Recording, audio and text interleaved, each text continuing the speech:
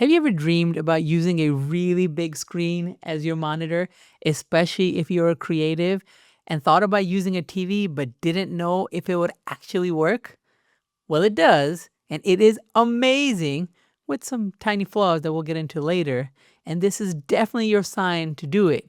So, if you or someone you love ever wondered if you can use a TV as a monitor, don't worry, I got you. So initially when I was looking into this, there wasn't a ton of content out there that kind of answered the questions I needed to be answered. And it seemed to me from what I saw that this is harder to do and harder to make happen. And a lot of people went into the technical specs of the TV and why it needs to be a certain kind of TV with certain kind of specs. That's the only way it would really work. So I got really discouraged and almost gave up on this idea. The last thing I did before I gave up was I went to my living room and just plugged my laptop into the TV using an HDMI cable to see what it looked like. And it turned out that it looked not bad at all. And that's with the TV that's like 5 years old. So that gave me hope that maybe this is not as bad or hard as it seems. And I realized that if that's what it looks like on a TV that's almost 5 years old, whatever I get now would only be better. So why a TV? I really wanted the biggest screen I could possibly fit on my desk. I mean, in the past, I have tried multiple monitor setups. I did have a setup where I had 3 monitors going on, my laptop screen and 2 external monitors. And I tried a bunch of other configurations too, but I just never was fully happy. I just wanted more screen and more screen real estate to work with. And I'd rather just have one instead of having multiple screens taking up spaces in different places on my desk. There definitely are big monitors as well. I mean, there's a lot of ultra widescreen monitors that you can use, but I just felt like I needed more screen on top and bottom too. And if you look into, there's some monitors that are big. There's like 42-inch monitors or even like some 55-inch monitors, but they're insanely expensive. And for me, I just couldn't justify the cost. So I figured there has to be another option. So I just started looking into TVs.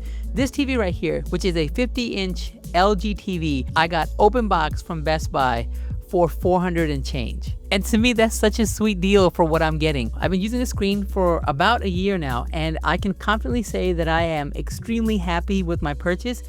It, for me, has been extremely useful to have this one big screen versus having, a multiple monitor setup. And even though this kind of goes against my philosophy, like the bigger the screen, the better, for a desk setup, for what I do and the kind of size of desk I have and how wide it is, I really feel like 50 inches was probably the max size screen that would make sense for this kind of setup and that would be comfortable to use. I think anything bigger than this, one, would be bigger than the actual desk, but more so, I think it wouldn't be, I think it would be beyond the realm of comfort. And I would probably have to swivel my head way too much around the screen, and I think that would take away from the experience.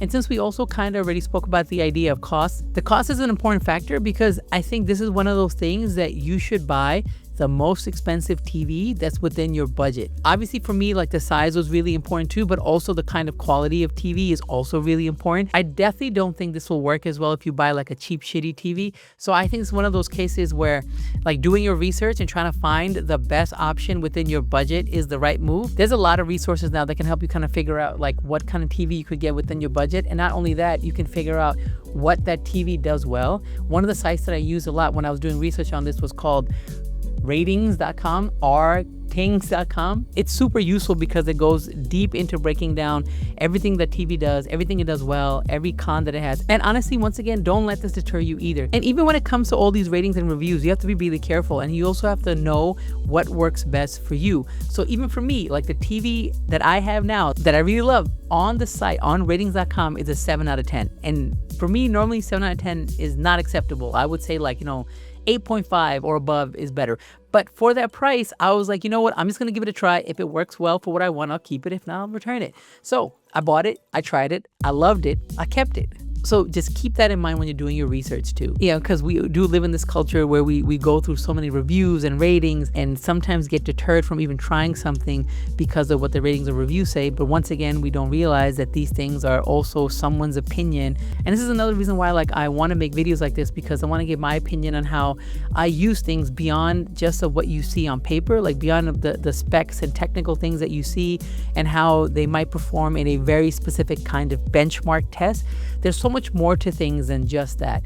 And obviously those reviews have a place. I use those reviews all the time to buy things that I want, but I think sometimes it's there's more to them after you use it. And I think that the best way to do that is for you to try things out and actually use it to see if it works for what you want to use it for, not just some way that someone on the internet uses it. And that goes for me too.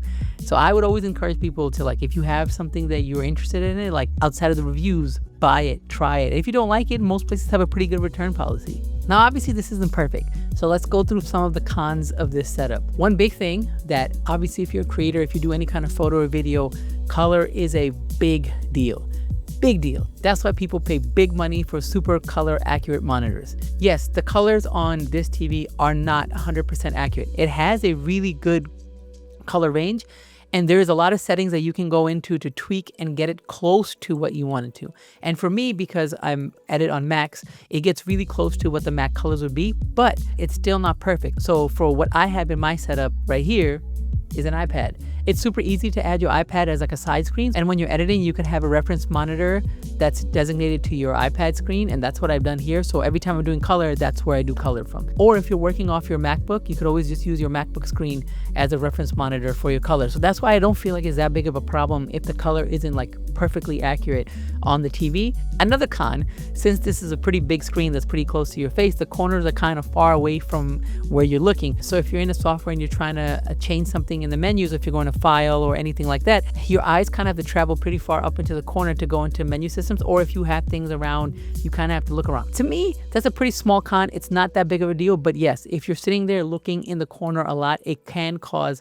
some fatigue for you. I have not had that problem. I also never use any app in full screen just because of how big the screen is. The whole point for me for having a large screen is to be able to have multiple windows open in one screen instead of having multiple desktops open. So if I'm editing, for example, I can have the Notes app open that would have notes for what I need for the edit, or if I wanted my messages to be open on the side. This way I can put multiple different apps on the same screen, or just having the flexibility of having any app open to any size that I want in the moment. Like that's what I really want the full screen for. There is almost no case where I think that you would use a full screen app unless you're watching something, which is a whole different story. But these same cons are also cherries on top if you really think about it, because since it's a TV, you can use it for other things like actually watching TV, streaming, or doing whatever. So if you want to do that, you have this beautiful screen that you can use for all your streaming, but also gaming. So I have my PlayStation and the Switch connected to this. So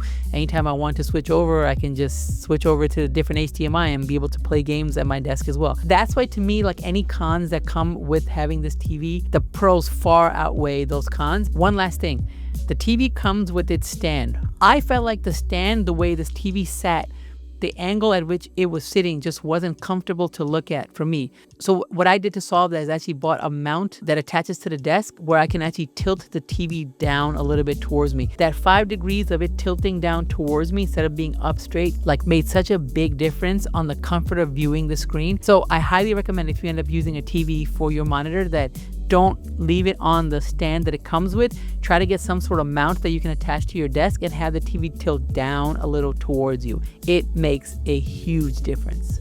I didn't want to get into the nitty-gritty details of the kind of specs that this TV has versus other TVs because I feel like this is one of those things that, like I said, you should get whatever is within your budget. And I really think that those technical specs don't always tell a true a picture of what it could be in person. I mean, there's probably like a minimal threshold of what you need to get. That's why I said don't just get like a cheap TV. But I feel like this is one of those things that get the best within your budget. Try it out and see if it works for you. I tell you, I've been using it for about a year now, and I was waiting to make this video after I've used it for a long time to know for a fact if this was a good idea or not. And it is an amazing idea. That's it for now. Thank you so much for watching, and I'll see you guys really soon. Okay, bye.